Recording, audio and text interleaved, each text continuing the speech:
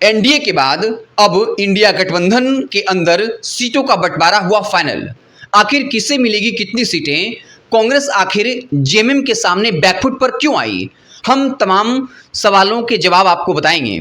उससे पहले आपको ये बता दें कि एनडीए के तरफ से आधिकारिक जो एक घोषणा हो गई कि 800 कितने सीटों पर लेगी। इसके अलावा बीजेपी लोजपा रामविलास को 1 सीटें मिली, जेडीयू को 2, आजसू को 10 और बाकी सीटों पर बीजेपी चुनाव लड़ेगी। हालांकि इंडिया गठबंधन की तरफ से आधिकारिक ऐलान नहीं हुआ है, लेकिन सीटों के बंटवारे को लेकर जो है वो फाइनल डिसीजन लिया जा चुका है। अब सिर्फ आधिकारिक ऐलान होना बाकी है। उसके अनुसार से आखिर कितनी सीटें मिलेंगी जेएमएम को। जेएमएम पिछली बार की तरह 43 सीटों पर चुनाव लड़ेगी। वहीं कांग्रेस जो है वो अब मात्र 29 सीटों पर चुनाव लड़ेगी। कांग्रेस लगातार ये दावा करता रहा कि पिछली बार 31 पर लड़े थे, अब 2 सीटें और ऐड हो गई हैं। एक पोड़ैयाहाट जहां से प्रदीप यादव जेवीएम में थे, वो जो है कांग्रेस में शामिल हुए। इसके अलावा मांडू की सीट जो बीजेपी के जेपी भाई पटेल थे वो कांग्रेस में शामिल हुए। तो कहा कि 31 के अलावा इन 2 सीटों पर हमारी दावेदारी है, तो 33 सीटों पर हम चुनाव लड़ेंगे। लेकिन अब कांग्रेस जो है वो बैकफुट पर है। 29 सीटों पर जो है कांग्रेस वो राजी हो गई है चुनाव लड़ने के लिए। इसके अलावा आरजेडी को जो है वो 5 सीटें मिलेंगी और माले जो है वो 4 सीटों पर चुनाव लड़ने को तैयार है। हालांकि जेएमएम अपनी 3 सिटिंग सीटें जो हैं वो माले को दे सकती है। हालांकि संख्या के लिहाज से जेएमएम जो है वो 43 सीटों पर चुनाव जो है वो लड़ने जा रही है। अब आखिर सवाल ये होता है कि कांग्रेस बैकफुट पर आई क्यों? इसकी साफ वजह है हरियाणा विधानसभा चुनाव का परिणाम। हरियाणा विधानसभा के चुनाव में एंटी इनकम्बेंसी थी, वहां से लगातार बीजेपी की सरकार थी, लोगों में गुस्सा भी दिख रहा था, लेकिन अंतिम परिणाम जो है वो भाजपा के पक्ष में आया और कांग्रेस के खिलाफ गया।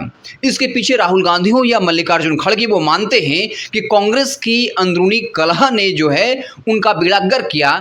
उनके खराब परफॉर्मेंस की वजह जो है उनके नेताओं की बयानबाजी और आपसी जो है गुटबाजी रही। इसलिए अब खबर यह है कि राहुल गांधी ने और खड़गे ने साफ शब्दों में जो प्रदेश के नेता हैं उनको आगाह किया है कि आप थोड़ा सेक्रीफाइस करिए और किसी तरह की बयानबाजी न करिए। और यही वजह है कि 31 सीटों पर चुनाव लड़ी, 33 सीटों पर दावा कर रही थी और अब 29 सीटों पर ही चुनाव लड़ने को तैयार है। इसके पीछे वजह साफ है। कांग्रेस ये बात जानती है कि हरियाणा में चुनाव हारने के बाद अगर झारखंड में जो है वो इंडिया गठबंधन चुनाव हारती है, महाराष्ट्र में हारती है, तो फिर 2029 के लोकसभा चुनाव के लिहाज से जो है वो कांग्रेस की मुश्किलें जो हैं वो बढ़ जाएंगी। ये नैरेटिव सेट नहीं होगा कि बीजेपी के खिलाफ लोगों में गुस्सा है। बीजेपी ये दावा करेगी कि हमने हरियाणा जीता, महाराष्ट्र जीत लिया और झारखंड जीत लिया।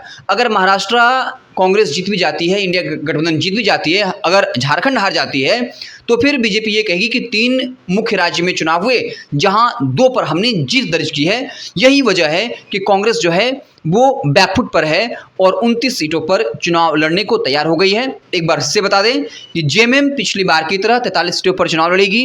कांग्रेस जो है 31 से घटकर 29 सीट पर आ गई है।